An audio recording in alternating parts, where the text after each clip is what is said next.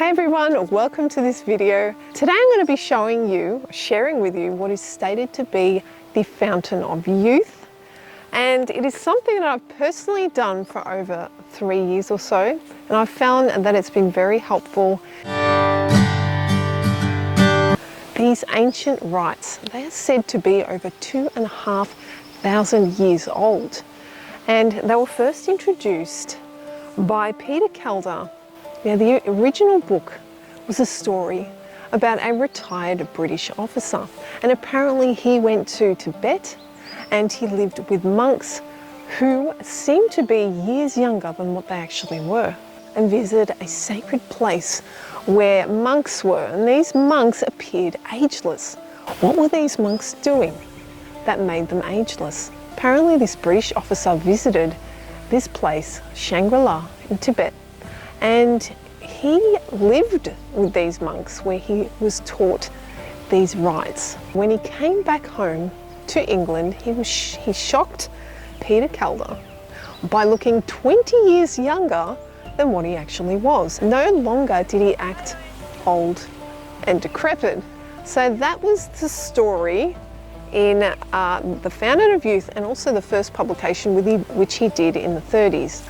Guys, my name's Helen. I'm from Spirit Being Life channel, where I love to look into health and well-being, also spiritual matters and healthy recipes. So if you haven't been here before, hit like and subscribe for more related content. So we have energy centers in our body, and they are called chakras. These 7 energy centers are meant to have a spinning vortex of energy. And apparently as we age, they slow down or can individually slow down. And what these rites are supposed to do is get the chakras spinning normally again. In a healthy body, each of these vortexes revolves at great speed, permitting vital life energy, also called prana or etheric energy, to flow upward through the endocrine system. But if one or more of those vortexes begins to slow down, the flow of vital energy is inhibited or blocked, and well, that's just another name for aging and ill health. I personally have done these rites for 3 years or so. Most days of the week, I've built up the rites to be able to reach 21 each. So it's a good idea to start out just slowly and don't push things too much. Not only has it helped my health and vitality, I also have especially strengthened my back muscles and have had an improved posture.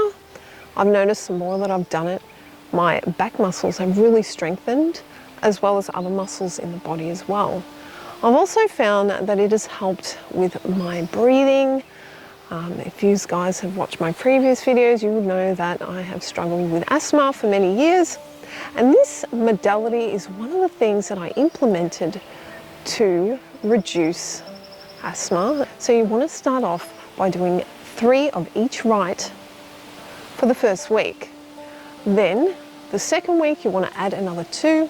So you'll be doing 5 the next week, then 7 the next week, and so on up until week 10, where you should be able to complete all of the 21 rites. So the rites that I am about to show you in this video are self-taught. I'm not a yoga teacher, but hopefully I'll be able to guide you anyway into the basics of these movements. If you want any more advice in regards to the 5 rites, you can check out this website here, which is based on Carolina Witt. She modified the original book to suit our modern life, and also answers a lot of questions that you may have in regards to the rites. All right guys, so I'm going to show you how I do it, and this is the first rite.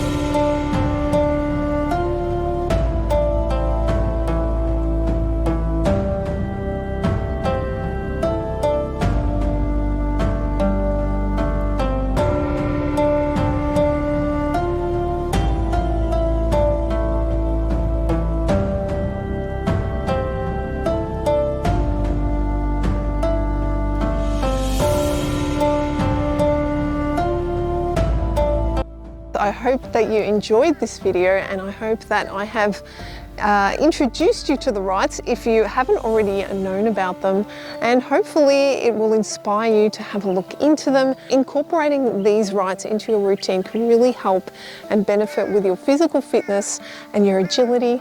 So I hope you go ahead and try it and take it at your own pace. So I'm going to say bye. Thank you for watching, and I'll see you in the next video.